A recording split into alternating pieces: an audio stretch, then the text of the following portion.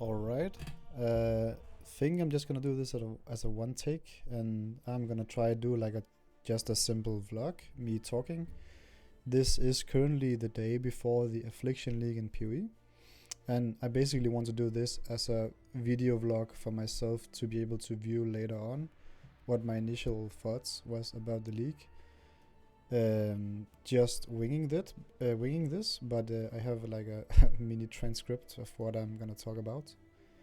Um, so my thoughts about the new league mechanic, it seems pretty good. The only thing I'm scared about is that when you kill like the boss and you afflict the wisp, I'm scared that there will quickly be a meta around when you do the wisp that you either have to run to the league mechanic or that you have to either have only the boss left to do a big boss loot, or yeah, that it will be awkward how you do the map compared to how you align the league mechanic with it. Like either you clear the map first or you only kill the boss, or vice versa. That's my only critique. Else it seems pretty good. I hope it's just rewarding and not too random. My thoughts for the ascendancies, I think they're pretty good. I'm a bit scared that it's too much power creep for for what it is. Some of the nodes are pretty good just for leveling, like this for Solar Self-Found and even for Ruthless if we get them. I mean, we don't have I'm not gonna talk for Ruthless, don't worry. But yeah, like for this example, this ascendancy, I think it's very good with Pathfinder, and some of the nodes seems pretty bad before people like figure them out and say, oh shit, this is like a giga sleeper. Now you can find the rares on your map and go for Headhunter buff, for example, and it's gonna be so OP for Headhunter. It's such a niche case, but yeah, it'll be interesting to see. I think the tinctures are pretty OP, especially for people who are gonna go ignite and poison. Just have like easy access to ignite and poison is gonna be very sick for some people. And this combined with I'm probably gonna play something Pathfinder, and this combined with Pathfinder for the flask effect notes and stuff, it's gonna be very good.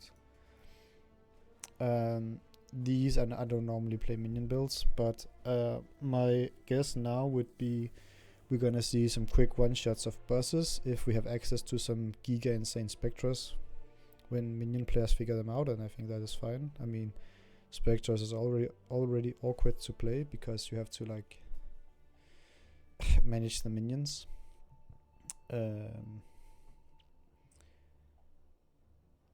So for the new gems, so yeah, but I like them, and I really like this one. I think it's so nice that you can like collect free OP charms. Like, I guess they're comparing them to Diablo 2. I didn't play that much, but you can really do some OP shit. Like for this example, it's gonna be in Trade League most likely a 10 or 15 divine charm, because if you stack 3 of these, you basically have free explode on top of everything you already does. And of course the strongest thing would just be whatever strongest people find, but yeah, so people are probably not gonna start out with this ascendancy, but gonna lean forwards to it and gonna have some builds that can be built around this. The unique seems pretty boring. Probably some of them gonna be strong. The gems, of course, there are some sleeper insane ones, and people will figure out the cooler ones.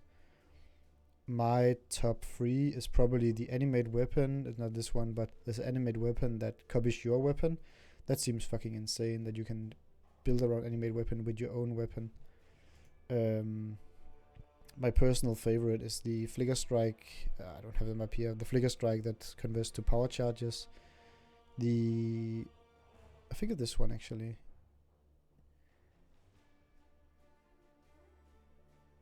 Yeah, your main melee weapon. So, but you have to your minion build that cannot scale minion damage from your weapon unless you can weapon swap without losing the weapon.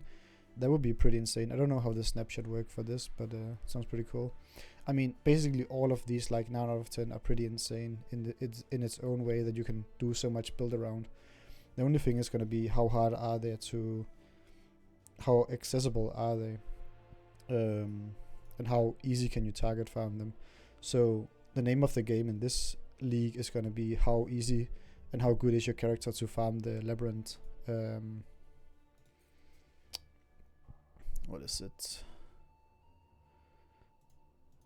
Yeah, so it's gonna be basically Labyrinth League 2.0, because you really wanna, like, these are so insane. You really wanna get this. I think this even give you experience from when you sacrifice a gem, and you can pretty much target farm somewhat with the transfigured gems. I sacrifice it. I don't even know. I don't play much Ruthless, but I was considering it. And this seems so insane to target farm like good gems for Ruthless when you cannot have access to gems that easy. It has a lot of other gems like Empower or you're getting free Empower, like adding so much experience, like just adding 100 million experience. This is one, I don't know how often you get this, but he just used 100 and then got to 60. Like getting this amount of experience just to a gem, it's fucking insane, because this normally either requires you to have the lens, and that is very hard to get from Harvest, and I don't even think you can get it still with how they changed Harvest.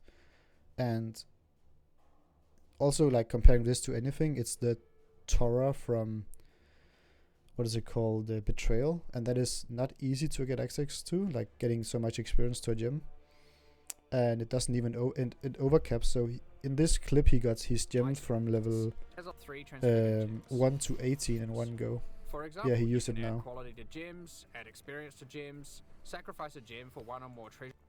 Like just getting a gem in level 18, that's gonna be so nice when you have buying a gem with quality and you can just boost it up.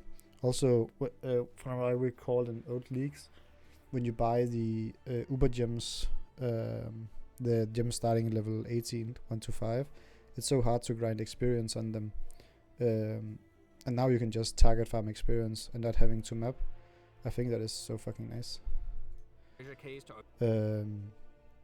Return of Ultimatum League, I also think it's very cool. I liked it. Like able to be target farming your rewards and the whole risk versus reward, and also just in general like building your character so it suits the Ultimatum play style with you being inside the arena and having to battle. That is so nice. And you really have to gear your character forwards being able to survive the 10 waves of Ultimatum to get the rewards, and I think Ultimatum is gonna have some sick rewards. So yeah, I guess my recap is what are my plans, and I hope I can upload and post more videos for this league, and trying to do like a vlog on what I'm gonna do, and always been wanting to try that for PoE.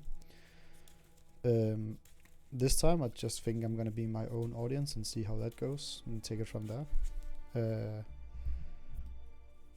My thoughts for the last few leagues has been Trading League has a bad influence for me, in the regard that I like to play the trading aspect way more than I sometimes like to map, and that is a bit toxic for my gameplay and my enjoyment of the league, because I'm sitting in my hideout more than I should, and in that way I feel like I should really try solo self-found or Ruthless maybe even in this league and just give it a go. And if I the last few leagues I've been burning out anyway, so if I burn out because of it, I mean it's the same anyway.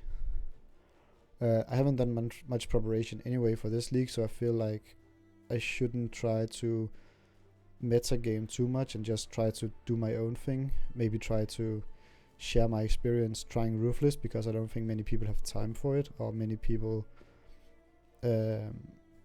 want to risk their league start for Ruthless. And then it's a good opportunity for me to share that experience, I guess, and go through my thought process.